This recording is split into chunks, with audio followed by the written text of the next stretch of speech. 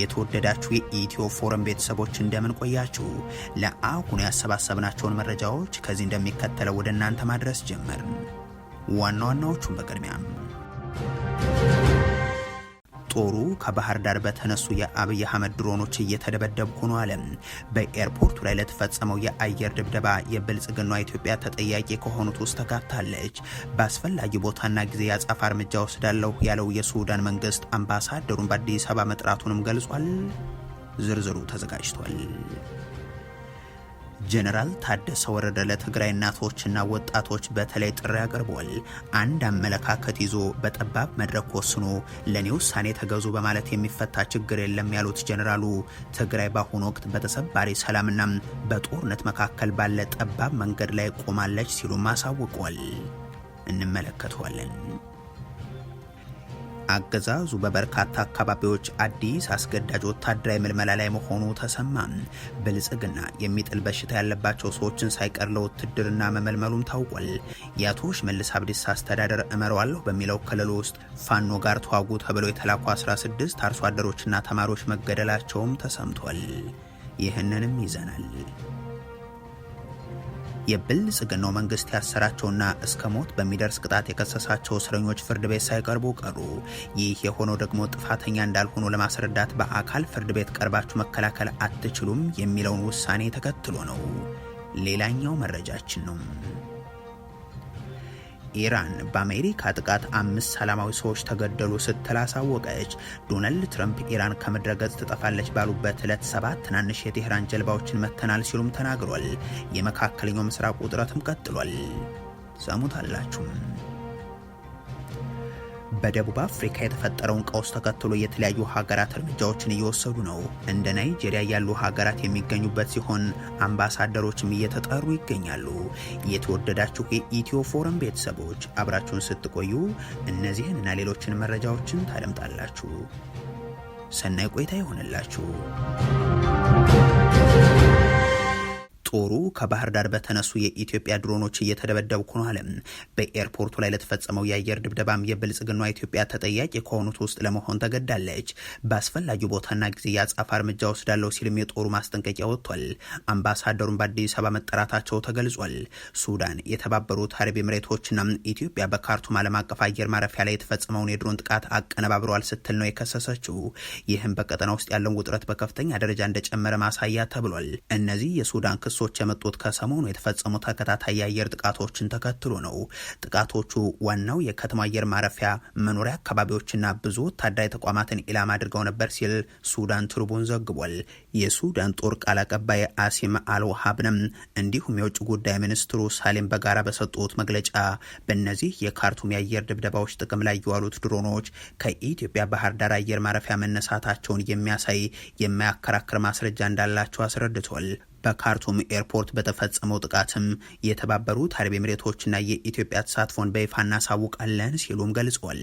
دولتي الامارات واثيوبيا في العدوان على السودان بعدد 3 مسيرات من مطار بحر دار الاثيوبي في كل من ولاية النيل الابيض በብሔራዊ ቴሌቪዥኑ በቀረበው በዚህ መግለጫ የአብይ አህመድ መንግስት ድሮኖች ዋና ከተማችንን ኤርፖርት ደብድበዋል የሚል ሪፖርትም ተካቷል።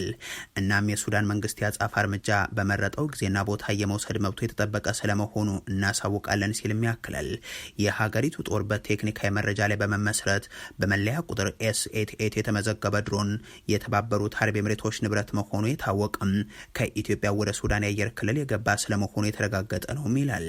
እንደ ጦር ኃይሉ ገለጻ ከሆነ መሰል ድሮን አስቀድሞ በብሉ ናይልና ኮርዶፋን ክልሎች ላይ በተፈጸሙ ጥቃቶች ላይ ተሳትፎ አድርጓል። ከዛም በመጋቢት በኤል ኦቤድ አቅራቢያ እንዲወድቅ ሆኖ ነበር ይላል። የጦር ኃይሉ አክሎም ከኢትዮጵያ ቦታ የተነሳ ሌላ ድሮን ከ4 ቀናት በፊት የሱዳን አየር ክልል ውስጥ በመግባት በካርቱም ኤርፖርት ጥቃት አድርሶ በኋላ ማጻፋት ወስዶበታል ሲልም ያክላል። የሱዳን መንግስት ከሰሞኑ የተፈጸሙ የድሮን ድብደባዎችን የኢትዮጵያ መንግስትና ላኪው አረብ ኤምሬቶች እጅ አለበት ሲል ከሶ አዲስ አበባ አምባሳደሩ ለምክክር መጠራታቸውን ይፋ አድርጓል። የውጭ ጉዳይ ሚኒስትሩ ሳሌም ሱዳን ሉዓላዊነቷና ብሔራዊ ደህንነቷን ለመከላከል ሁሉንም አማራጮችን ቀጥተኛ ወታደራዊ እርምጃዎችን ጭምር ለመውሰድ ትገደዳለች ይላሉ። የሱዳን ጦር ከቀናት በፊት በኢትዮጵያ ሉዓላዊ ግዛት ውስጥ ማለትም በኩርሙክና አሶሳ 20 ኪሎ ሜትር ርቀት አካባቢ የሚገኝ የሕክምና ማዕከል ላይ የድሮን ጥቃቶችን ማድረሱን መዘገባችን የሚታወስ ነው። በጥቅሉ ኢትዮጵያ በጎረቤት ሀገር ሱዳን ጦርነት ውስጥ አሳዛኝ በሆነ መንገድ የአቡዳቢን ፍላጎት ለማሟላት ሲባል ተጎትታ ገብታለች። የቤንሻንጉል ጉሙዝ ክልል የሱዳን አማጺ ኃይልን የማሰልጠኛ ማዕከል ሆኗል። የብልጽግናው አገዛዝ የተወረረ የኢትዮጵያ ሉዓላዊ መሬትን ለማስመለስ ሳይሆን ለተባበሩት አረብ ኤሚሬቶች ለመላላክ ሲል የአሶሳና የባህር ዳር ኤርፖርቶችን የጦር ማዕከል አድርጓቸዋል። ከሰሞኑ የሱዳን ጦር እንደ ኩርሙክ ባሉና ከአሶሳ እምብዛም በማይርቁ ስፍራዎች ላይ የድሮን ድብደባዎችን ሲያደርስ ሰማዩ የኛ ነው የሚሉ ያገዛዙ ሰዎች ኢትዮጵያን ሊከላከሉ አልቻሉም፣ አልወደዱም። አሁን የሱዳን ጦር ማስጠንቀቂያን ተከትሎም ባህር ዳርም አሶሳም ምናልባትም የህዳሴው ግድብም ኢላማ ቢሆኑም ግድ የሚሰጣቸውም አይመስሉም።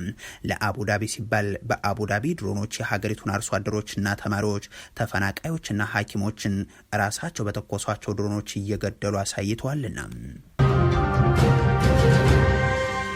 ጀነራል ታደሰ ወረደ ለትግራይ እናቶችና ወጣቶች ጥሪ አቅርበዋል። አንድ አመለካከት ይዞ በጠባብ መድረክ ወስኖ ለኔ ውሳኔ ተገዙ በማለት የሚፈታ ችግር የለም ያሉት ጀነራሉ ትግራይ በአሁኑ ወቅት በተሰባሪ ሰላምና በጦርነት መካከል ያለ በጣም ጠባብ መንገድ ላይ ስለመሆኗም አሳውቋል። ህወሓት የቀድሞ ምክር ቤት መልሻለው የጊዜያዊ አስተዳደሩ ፕሬዚዳንት ጀነራል ታደሰ ወረደ ምትክን ማዘጋጅቻለሁ በሚልበት በዚህ ወቅት የትግራይ ወቅታዊ ሁነት ከቀደሙ የጦርነትና የድህረ ጦርነቱ ሁነቶች ጋር ተዳምረው ቀውስን የፈጠሩ ናቸው። ጀነራል ታደሰ ወረደም ከህወሓትና የትግራይ ወቅታዊ ሁኔታ ጋር በተያያዘ መግለጫ አውጥተዋል።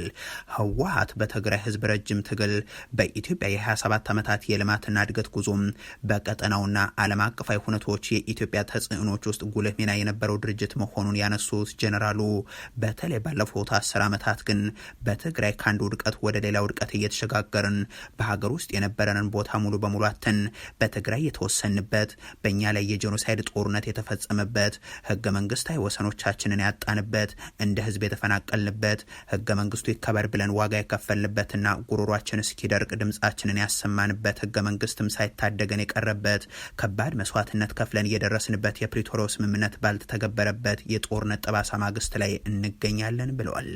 አሁን ያለንበት ሁኔታ በተሰባሪ ሰላምና በጦርነት መካከል ባለች እጅግ ቀጭን መንገድ ላይ ነው ያሉት ጀነራሉ በቀላሉ ወደ ጦርነት ተንሸራተን ልንገባ የምንችልበት ሁኔታ ላይ ነን በማለትም አስረድቷል። ከገጠመን ውስብስብ ችግር ለመውጣት በተለመደው በትናንትናው ተሞክሮ ራሳችንን እስረኛ ባደረግንበት መንገድ አይደለም የሚሉት ጀነራል ታደሰም እልህኝነትና እኔ ያልኩት ብቻ ይሁን የሚል አስተሳሰብ የችግሩን ጥልቀት ካለመረዳት የመጣው ይምጣ ከሚል የትግራይን የሀገርንና የአካባቢና የዓለም አቀፋዊ የጂኦፖለቲካ ሁኔታን ካለመረዳት የሚመነጭ ነው በማለትም ያነሳሉ። አንድ አስተሳሰብ ይዘህ በጠባብ መንገድ ወስነህ ውሳኔን ተቀበሉ ማለት የተለየ ሀሳብን ችላ ብለህ የደገፈን ብቻ ይዘህ በመቀጠል የሚፈጠር ተጨማሪ አደጋ እንጂ የሚፈታ ችግር የለም። ያለብን ችግር መፍትሄ ካቀም በላይ የሆነ ፖለቲካዊ ውቅር ከመንግስትና ከማንኛውም ድርጅትና ግለሰብ ከስልጣንም በላይ ነው ይላል የጀነራሉ ሀተታም። ከያዝኩት ውጭ አልሰማም ማለት እኔ ያልኳችሁ ብቻ የሚል አካሄድ ውጤቱ ሌላ ዙር ውድቀት ነው። ወስኛለሁ በማለት በኃይል ለመፈጸም ማሰብና መሞከር ደግሞ የከፋ አደጋ ነው። የተለየ ሀሳብ ላለው የሀሳብና የሙግት መድረክን ከመፍጠር ይልቅ ጆሮ ዳባ ልበስ ብሎ ጠላት አድርጎ መፈረጅ፣ ስም ማጥፋትና ውሸት የበሰበሰ የፖለቲካ ውድቀታችንን የሚያፋጥነው ነው በማለትም ገልጿል። እንዲህ ያለው ውድቀት የአንድ ድርጅት ወይንም የግለሰቦች ሳይሆን እንደ ህዝብ ነው ዋጋ የሚያስከፍለን። በመሆኑም ህዝባችን አንድ ከማድረግ ይልቅ አሁንም ልዩነትን የሚያሰፉ ተግባራት እየተከናወኑ ነው በማለትም ዘርዝሯል። አሁን የትግራይ ህዝብ ሌላ ዙር ውድቀት ሊሸከም አይገባውም ያሉት ጀነራሉ የትግራይ ህዝብ በተለይም ወጣቶችና እናቶች ይህንን አደጋ ላይ እየጣለን ነው ያሉትን ጥበብ የጎደለው የችግር አያያዝ አፈታትና ውሳኔም ሙሉ በሙሉ አደጋ ውስጥ ከመግባታችንና ከመበታተናችን በፊት እንድታስቆሙት የሚል ጥሪም አክለዋል። በዚህ ምትክ ለአጭር ጊዜ የሽግግር ወቅት የሚሆን ብዙ አማራጮች የሚቀርቡበት የመወያያ መድረክ ተፈጥሮ ትክክለኛ ሀሳብ እንዲመጣ ይደረግ ሲሉም ጠይቀዋል። አገዛዙ በበርካታ አካባቢዎች አዲስ አስገዳጅ ወታደራዊ ምልመላ ላይ ስለመሆኑ ተገለጸ። ብልጽግና የሚጥል በሽታ ያለባቸው ሰዎችን ሳይቀር ለውትድርና መመልመሉ ታውቋል። የአቶ ሽመልስ አብዲሳ አስተዳደር መርዋለው በሚለው ክልል ውስጥ ፋኖ ጋር ተዋጉ ተብለው የተላኩ 16 አርሶ አደርና ተማሪዎች መገደላቸውም ተሰምቷል። የብልጽግና ኢትዮጵያ መልክ ተደርገው ከሚጠቀሱ ሪፖርቶች ውስጥ እንዲህ ያሉት በቀዳሚነት ይነሳሉ። አገዛዙ በሀገሪቱ ባለፉት ዓመታት የፈጠረው ሰፊ የስራ ዕድሉ ውትድርና አሊያም የጦርነት ነባራዊ ሁኔታን በመፍጠሩ ታጣቂዎችን መቀላቀል ወይ ደግሞ የመደበኛ ኃይሎች በኩል አጋችነት ሆኗል። ዳግም በተለያዩ ስፍራዎች ከሰሞኑ አስገዳጅ ወታደራዊ አፈሳዎች እየተከናወኑ ስለመሆኑ ደግሞ ተዘግቧል። በኦሮሚያ ክልል በተለይ ምስራቅና ሆሮ ጉዱሩ ወለጋ ዞኖች የሚኖሩ አርሶ አደሮችና ሌሎችም የህብረተሰብ ክፍሎች በጸጥታ ቀውስና በአስገዳጅ ወታደራዊ ምልመላና አፈሳ ውስጥ እንደሚገኙ መዋዜማ ዘግቧል። በተለይም በአካባቢው ሰፊ ምርት የሚገኝበት የበቆሎ እርሻ ወቅት ቢሆንም ነዋሪዎች በተለይም አርሶ አደሮች እስርና የግዳጅ ወታደራዊ ስልጠናን በመስጋት እርሻቸውን ጥለው ወደ ሌላ አካባቢ ያሉ ዘመዶቻቸው ጋር እየተደበቁ ነው ተብሏል። ነዋሪዎቹ ለዜና ምንጩ ሲናገሩ ሰዎች ቤት ለቤት ፍተሻም ከገበያም ከሃይማኖት ስፍራዎችና ከደስታና ከሀዘን ስነስርዓቶች ላይ ሳይቀር ጭምር ታፍሰው የሚወሰዱበት ሁኔታ እንዳለ በመጥቀስ ሁኔታው በገጠሩ አካባቢ እየበረታ መምጣቱን ተከትሎ አንዳንድ ነዋሪዎችም ከተማ ገብተው ለመደበቅ ቢሞክሩም በከተማዎች ውስጥም ተመሳሳይ ተግባር እየተከናወነ በመሆኑ መሸሸጊያ እንዳጡ አብራርተዋል። ምልመላውም ሆነ ከዛ በኋላ የሚሰጠው ስልጠና የጤና እክል ያለባቸውን ዜጎች እንኳን ግምት ውስጥ ያላስገባ መሆኑን የሚገልጹት አንድ ነዋሪ አንድ ከቤቱ የወሰዱት ጎረቤት የሚጥል በሽታ አለበት፣ ዘወትር መድኃኒት ይወስዳል። ታፍሶ ከተወሰደ በኋላ ለጸጥታ ኃይሎች ስለ ህመሙ ቢያስረዳም የሕክምና ማስረጃውን የሚያይለት ወይንም አቤቱታውን የሚሰማው አካል እንኳን አላገኘም። ከብዙ የደብዳቤ ምልልስና እንግልት በኋላ ነው ከእስር የተለቀቀው በማለት ሁኔታውን አስረድቷል። በሆሮ ጉዱሩ ወለጋ ዞን አቤደንጎሮ ወረዳም የጸጥታ ሁኔታው ይበልጥ አሳሳቢ መሆኑን የሚገልጹት ነዋሪዎቹ በርካታ አርሶ አደሮችን በግዳጅ ተይዘው ለቀናት የሚሊሻ ስልጠና ለመውሰድ እንደሚገደዱ ገልጸዋል። በተመሳሳይ መልኩ በዞኑ ጃርደጋ ጃርቴ ወረዳም አርሶ አደሮችና ተማሪዎችን ፋኖን መዋጋት አለባችሁ በሚል በግዳጅ እየታፈሱ ወደ ጫካ እንደሚወሰዱ ተሰምቷል። በዚህ መሰረት በጦርነቱ ውስጥ እንዲማገዱ የተደረጉ 16 አርሶ አደሮች ህይወታቸው ማለፉን ዘገባው አመልክቷል። በምስራቅ ወለጋ ዞን በተለይም በጌዳ አያናና ኪረሙ ወረዳዎች ነዋሪዎች በተለይም ደግሞ አርሶ አደሩ ጋቸና ሲርና የተባለውን የሚሊሻ ስልጠና እንዲወስዱ በመንግስት እንደሚገደዱ፣ ይህ ስልጠናም የኦሮሞ ነጻነት ሰራዊትን ለመከላከል ያለመ መሆኑ ቢነገርም አርሶ አደሩና ማህበረሰቡ ግን በሁለት ጥይት መካከል ለመቆም መገደዱንም አክለዋል። የብልጽግናው አገዛዝ ያሰራቸውና እስከ ሞት በሚደርስ ቅጣት የከሰሳቸው እስረኞች ፍርድ ቤት ሳይቀርቡ ቀሩም። ይህ የሆነው ደግሞ ጥፋተኛ እንዳልሆኑ ለማስረዳት በአካል ፍርድ ቤት ቀርባችሁ መከላከል አትችሉም የሚለውን ውሳኔን ተከትሎ ነው። በእነ ወንዶሰን አሰፋ መዝገብ ጋዜጠኛ ጎበዜ ሲሳይ፣ መስከረም አበራና ሌሎችም 16 ሰዎች የብልጽግናው መንግስት በአማራ ክልል ካለው ነባራዊ ሁኔታ ጋር በተያያዘ በሽብር ወንጀል እንደከሰሳቸው ይታወቃል። እነዚህ ተከሳሾች ላይ በፍርድ ቤት በአካል አቅርቦ ምስክር ያላቸውን አካላትን ያሰመው የብልጽግናው መንግስት ከወራት በፊት ጥፋተኛ ናችሁ፣ እናም ጥፋተኛ አይደለንም ካላችሁ ራሳችሁን የምትከላከሉበት ምስክር አቅርቡ የሚል ብይን በፍርድ ቤት እንዲተላለፍ ማድረጉም የሚዘነጋ አይሆንም። ባሳለፍነው ህዳር ወር በነበረው ቀጠሮም ከሚያዝያ 26 ጀምሮ ተከላከሉ በማለት መወሰኑም እንዲሁ። ታዲያ ፍርድ ቤቱ ይህንን የተከላከሉ ውሳኔ ሲያሳልፍ በአካል በፍርድ ቤት ተገኝተው ሳይሆን ከማረሚያ ቤት ሆነው በፕላዝማ ቴሌቪዥን ቀርባችሁ የሚል ነበር። ለዚህ በዋና ምክንያትነት የቀረበው ደግሞ ችሎት ላይ ፖለቲካዊ ነገሮች እያነሳችሁ ነው የሚል ነው የሚሉ አንድ ለጉዳዩ ቅርበት ያላቸው ምንጭ፣ ተከሳሾቹ ደግሞ እየተላለፈው የጥፋተኛ ናችሁ ተከላከሉ ውሳኔን ፖለቲካዊ ከመሆኑ ባሻገር በዚህ መንገድ ነው የምትከላከሉት የሚለውን በመቃወም በፕላዝማ የማይቀርቡ ስለመሆኑ አሳውቀው እንደነበር ያስታውሳሉ። ትናንት ከነበራቸው የፍርድ ቤት ቀጠሮ አስቀድሞም እነዚሁ ተከሳሾች ደብዳቤ አስገብተው በአካል እንዲገኙ ጠይቀው እንደነበር ያነሱት የፍርድ ቤት ምንጮች ምላሽ ሳያገኝ ቀርቶ ተከሳሾችን በዕለቱ በፕላዝማ ቴሌቪዥን ሳይቀርቡ ቀርተዋል ብሏል። ተከሳሾቹ በችሎት ፊት የመሰማት ህጋዊ መብታቸው እንዲከበር መናገራቸው መብት እንጂ ወንጀል አለመሆኑን በአንድ በኩል፣ በሌላ በኩል ደግሞ የወንጀል ህጉ በጋራ ባልተፈጸመ ጥፋት በጅምላ የሚወሰን ቅጣት አለመኖሩና ሌሎች መሰረታዊ የህግ ድንጋጌዎችን በመጥቀስ ነው በችሎት የመከላከል መብታቸውን ጠይቀው በፕላዝማው ችሎት ሳይገኙ የቀሩት። ተከሳሾቹ ከችሎቱ አስቀድሞ ለፌዴራል ጠቅላይ ፍርድ ቤት ፕሬዝደንትና ለፍትህ ሚኒስትር ጭምር በጻፉት ደብዳቤ ላይ ከተጠቀሱ ጉዳዮች ውስጥ ተከሳሾቹ ተከላከሉ የተባሉ ያመኑበትን ጭብጥ መመከት እንዳይችሉ የከፍተኛው ፍርድ ቤት የውሳኔ ግልባጩን ለተከሳሾች አልሰጥም ማለቱና የሚከላከሉበት ፍሬ ነገርን ሳይመለከቱ ይከላከሉ ማለቱን በመቃወምም ጭምር ነው። ፍርድ ቤቱ እስከ ሞት ፍርድ ጥፋተኛ የሚል ብይን በሰጠባቸው በእነዚህ ተከሳሾች ግልባጭ ላለመስጠት የወሰነበት ምክንያት ደግሞ ለእያንዳንዳቸው ከ55 ሺህ ብር በላይ ወጪ ይጠይቀኛል የሚል ስለመሆኑም ተነግሯል።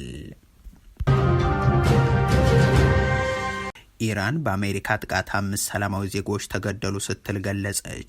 ዶናልድ ትራምፕ ኢራን ከምድረ ገጽ ትጠፋለች ባሉበት ዕለት 7 ትናንሽ የቴህራን ጀልባዎችን መተናል ሲሉ ተናግሯል። የመካከለኛው ምስራቅ ውጥረትም ቀጥሏል። ትናንት ኢራን ወደ ተባበሩት አረብ ኤሚሬቶች ያስወነጨፈቻቸው ሚሳኤሎችና ድሮኖች ጉዳይ መነጋገሪያ ነበር። በእርግጥ የአብዮታዊ ዘቡ ባለስልጣናት ወደ ተባበሩት አረብ ኤሚሬቶች የተተኮሱት መሳሪያዎች ከኛ አይደሉም ብለዋል። በሆርሙዝ ወሽመጥ ላይም ጀልባዎችና መርከብ ጭምር የጥቃት ኢላማ ሆኗል። የአሜሪካ ኃይሎች የሆርሙዝ ሰርጥን ለንግድ መርከቦች ክፍት ለማድረግ በሚያደርጉት ጥረት 7 የኢራን ትናንሽ ጀልባዎችን መምታታቸውን ፕሬዚደንት ዶናልድ ትራምፕ አሳውቋል። ትራምፕ እንዳሉት ኢራን ከጉዳዩ ጋር ምንም ግንኙነት የሌላቸው ገለልተኛ ሀገራት የደቡብ ኮሪያ መርከብን ጨምሮም ተኩስ ከፍታለች ሲሉ ውግዘታቸውን አስከትሏል። ፕሬዚደንቱ ሌሎች ሀገራትን በቀጠናው የንግድ ደህንነትን ለማስጠበቅ አሜሪካ የምታደርገውን ጥረት እንዲደግፉም ጥሪ አቅርበዋል። በተለይ ምናልባትም ደቡብ ኮሪያ መታ ተልእኮን የምትቀላቀልበት ጊዜ አሁን ነው በማለትም ተናግሯል። ደቡብ ኮሪያ ደግሞ ጥቃቱን እየመረመርኩት ነው ብላለች። በሆርሙዝ የባህር ወሽመጥ የተስተጓጎለውን የንግድ መርከቦችን እንቅስቃሴ በሰላም ለማካሄድ ያቀዱትና ፕሮጀክት ፍሪደም የተሰኘውን አዋጃቸውን በተመለከተም ዶናልድ ትራምፕ ከባድ ማስጠንቀቂያን አስተላልፏል። በዚህ የአሜሪካ ጥረት ላይ ኢራን ምንም አይነት ጣልቃ ገብነትን ካሳየች ከምድረ ገጽ እንደምትጠፋ ነው የዛቱት። ይህንን ተልእኮ በከፍተኛ ወታደራዊ ኃይል እንደሚያስጠብቁትም አረጋግጧል። የአሜሪካ ማዕከላዊ እዝ ደግሞ 2 የአሜሪካ ሰንደቅ ዓላማን የሚያውለበልቡ የንግድ መርከቦች በተሳካ ሁኔታ በሆርሙዝ ወሽመጥ ማለፋቸውን ገልጾ ነበር። የኢራን እስላማዊ አብዮታዊ ዘብ ግን የአሜሪካ ጦር በሆርሙዝ ወሽመጥ በኩል መርከቦች ስለማለፋቸው የሰጠውን ገለጻ ፍጹም ውሸት ሲል አጣጥሎታል። በኢራን የመገናኛ ብዙሃን የወጣው የዚህ የአብዮታዊ ዘቡ መግለጫ በቅርብ ሰዓታት አንድም የንግድም ይሁን ነዳጅ ጫኝ መርከብ በሆርሙዝ ወሽመጥ በኩል አላለፈም ይላል። የኢራን ብሔራዊ ሚዲያ ደግሞ ዶናልድ ትራምፕ ትናንሽ ጀልባዎችን መታን ባሉበት ጥቃታቸው ሰላማዊ ዜጎች ናቸው የተገደሉ ሲል ዘግቧል። 5 ለተጓዦች ቁሳቁስን ሲያደርሱ የነበሩ ንጹሃን ለህልፈተ ህይወት ተዳርገዋል ይላል የዘገባ ምንጩም። በባህረ ሰላጤው አካባቢ የተቀሰቀሰውን ጦርነት ተከትሎ 20 በመቶ የዓለም የነዳጅ አቅርቦት የሚጓጓዙበትና በርካታ መርከቦች ከነጭነታቸው መንቀሳቀስ ያልቻሉበት ይህ ቀጠና አሁንም መነጋገሪያ ሆኗል። አሁን የአሜሪካ መርከቦች በባህረ ሰላጤው በኩል እንዲያልፉ የማድረግ አዲስ ውቅድ ሌላ ዙር ግጭትን የሚቀሳቀስ ከሆነ ደግሞ በአሁኑ ወቅት በተወሰነ መጠን እያለፈ ያለውን የነዳጅና የጋዝ አቅርቦትን ሙሉ በሙሉ በማስቆም የዓለም የነዳጅ ዋጋ ይበልጥ እንዲንር ያደርገዋል የሚል ስጋትም ፈጥሯል። በደቡብ አፍሪካ የተፈጠረውን ቀውስ ተከትሎ የተለያዩ ሀገራት እርምጃዎችን እየወሰዱ ነው። እንደ ናይጄሪያ ያሉ ሀገራት የሚገኙበት ሲሆን አምባሳደሮችም እየተጠሩ ናቸው። ናይጄሪያ በደቡብ አፍሪካ በቅርቡ በውጭ ዜጎች ላይ በተፈጸመው ጥቃት ዙሪያ ለማነጋገር የሀገሪቱን ተጠባባቂ ከፍተኛ ኮሚሽነሯን ጠርታለች። ናይጄሪያ በተለይም በትናንትናው ዕለት በደቡብ አፍሪካ በተከሰቱ ጉዳዮች ላይ ያላትን ጥልቅ ስጋት በይፋ ታቀርባለችም ተብሏል። ጉዳዩ በሀገሮች መካከል ያለውን ግንኙነት ሊጎዳ እንደሚችል እንደምትገልጽም ይጠበቃል።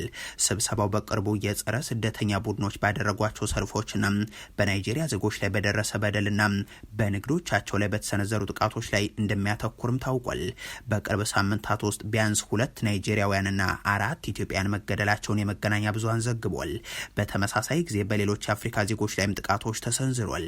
በአህጉሪቱ ውስጥ ካሉ ሌሎች አካባቢዎች የሚነሱ ሰዎች ለስራ ፍለጋ ከረጅም ጊዜ በኋላ ወደ ደቡብ አፍሪካ ያመራሉ። የደቡብ አፍሪካው ፕሬዚዳንት ሲሪል ራማፎሳ ጥቃቶችን አውግዘው የውጭ ዜጎች የሀገሪቱን ሕጎች እንዲያከብሩ ማስጠንቅቋል።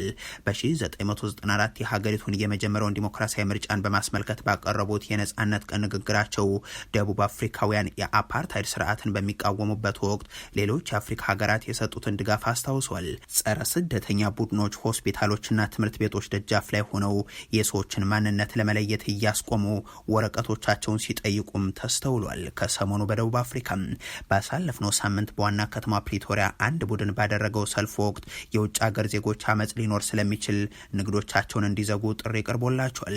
በተቃውሞ ምክንያት ወደ ስራ መሄድ ያልቻለ አንድ የጥበቃ ሰራተኛ ከአፍሪካውያን ወገኖቻችንና ወንድሞቻችን ይህን አልጠበቅንም ነበር ሲል ይናገራል። እያስፈራን ነው፣ አፍሪካ ውስጥ እንዲከፈራን አስቦት ወደ አውሮፓ ብንሄድስ በማለትም ጠይቋል። ባለፈው ወር አንድ ጋናዊ ትክክለኛ የኢሚግሬሽን ወረቀቶች እንዳሉት ለማረጋገጥ ሲጠየቅ የሚያሳይ ቪዲዮ በስፋት ከተጋራ በኋላ ጋና የደቡብ አፍሪካ አምባሳደርን ጠርታ ነበር። አሁን ደግሞ ናይጄሪያ ተመሳሳዩን አድርጋለች። ናይጄሪያ ከ130 በላይ ይሆናሉ የተባሉ ዜጎቿንም ከደቡብ አፍሪካ ማስወጣት ጀምራለች ሲሉ የሀገሪቱ የመገናኛ ብዙሃን ዘግቧል። ደቡብ አፍሪካ ወደ 2.4 ሚሊዮን የሚጠጉ ስደተኞች መኖሪያ ስትሆን ይህም ከጠቅላላው ሕዝብ ከ4 በመቶ ያነሰ ነው። ሆኖም ግን አብዛኞቹ በሀገሪቱ ውስጥ በህገወጥ መንገድ እንደሚገኙ ይገመታል። አብዛኞቹ የመጡት ደግሞ እንደ ሌሴቶ፣ ዚምባብዌና ሞዛምቢክ ካሉ ሀገራት ነው። የተወደዳችሁ የኢትዮ ፎረም ቤተሰቦች ለአሁን ያሰባሰብናቸው መረጃዎች ይህንን ይመስሉ ነበር። አበቃን። ቸር ያሰማን።